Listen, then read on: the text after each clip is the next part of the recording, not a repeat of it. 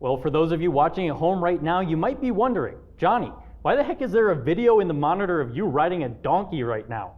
And to answer that question, I've got just two words: donkey basketball. And here was the highlight of the night.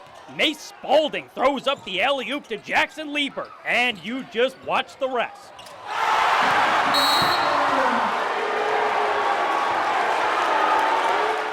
Well, climbing is a sport that challenges your strength, your grip, and your balance. But even if you're a beginner like me, climbing can be a fun activity just to try out. There's plenty of great gymnasts here at Helena's Gym 406, but in order to be a state champ, well, you gotta be pretty flippin' good. Pretty flipping good or flipping pretty good. Either way, Capitol High sophomore Russell Baker's got you covered. Well, it is the third and final night of PRCA rodeo action here at Cool Alley Arena, and boy, oh boy, is everyone excited. Let's rodeo.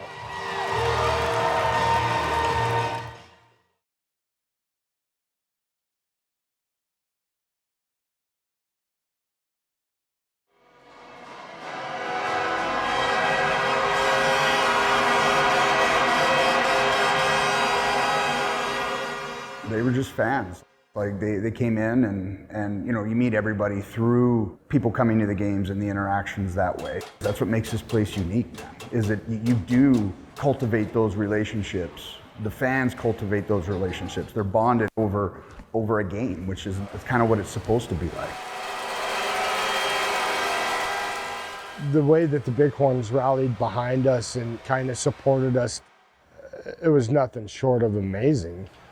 When they did the 50-50 drawing, and we were told that it was the largest 50-50 drawing that they've ever done, that was the connection to the fans. But when they came out with the 4 Zeke t-shirts on after they won, that was something that I'll never forget. That was an emotional event that I wish he could have been here to see it. The players did it. We as ownership didn't know what they were doing. Like, they just took it upon themselves, man, and made it so that way when he was in Seattle, he could see that they were wanting to be there with him. You know, the bench out front that we're dedicating tonight before the game to Zeke, it reminds me of how Zeke is and was. Coming up those stairs or coming up that ramp with his health issues, he oftentimes needed to take a break. And so he would lean up against the wall while we were waiting for the doors to open and we could come in and get our seats. Having a bench there in that spot is very much like Zeke, to have a place for somebody else who might be having health issues, who just needs to take a seat for a second. And it's really cool because, you know, putting it out there kind of memorializes what we are about with the rink, what we are about with the team.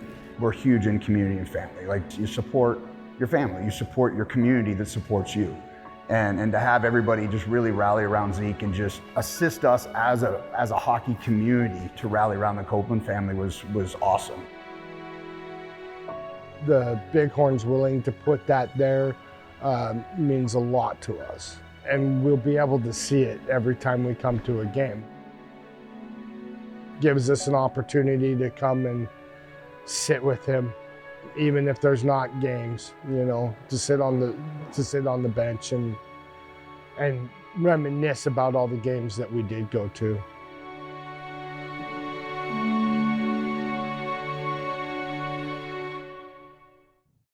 Well, for those of you watching at home right now, you might be wondering, Johnny, why the heck is there a video in the monitor of you riding a donkey right now? And to answer that question, I've got just two words: donkey basketball.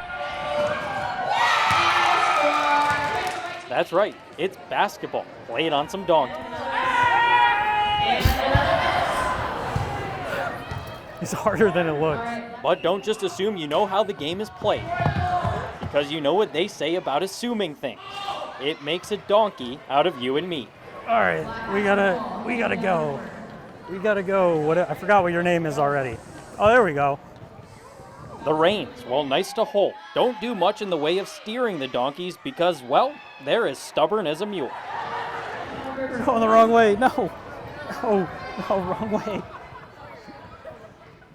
But whether playing or just watching, it'll have you hee-hawing all night.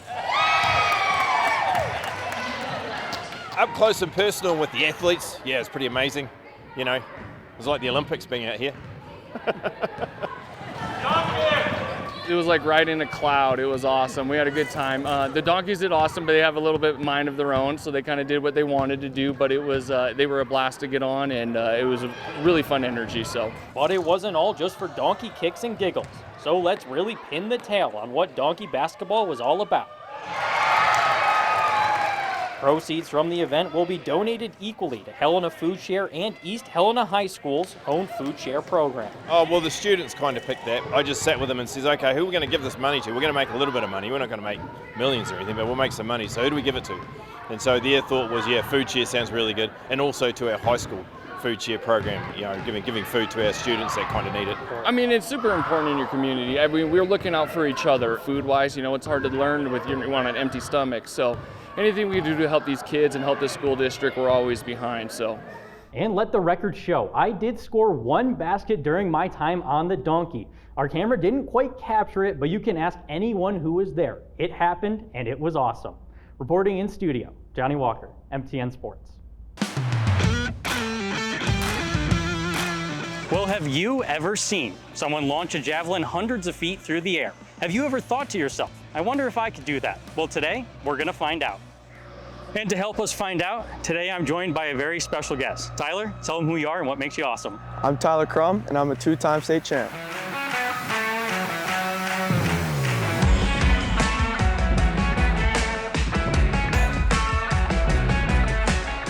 How many times do you think you've thrown a javelin in your life? Ooh, probably just, I don't know, a few hundred times. A few hundred times? Yeah. That is a lot of times, few hundred more times than I have. What is the furthest you have ever thrown a javelin? 186-1. You heard that right, 186 feet and 1 inch. That's roughly the same length as 3/4 of a football field. So clearly, I've got a lot to learn. Let's start maybe with the grip. What is going on there?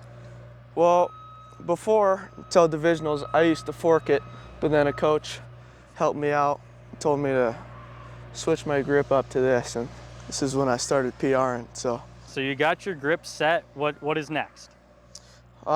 Pull back, so you really want to try to keep your arm straight back as you can, and then try to keep the point of the javelin kind of near your face. So after barely scraping by in Tyler's Javelin 101 seminar, it was finally time to let this silver-tipped golden eagle fly.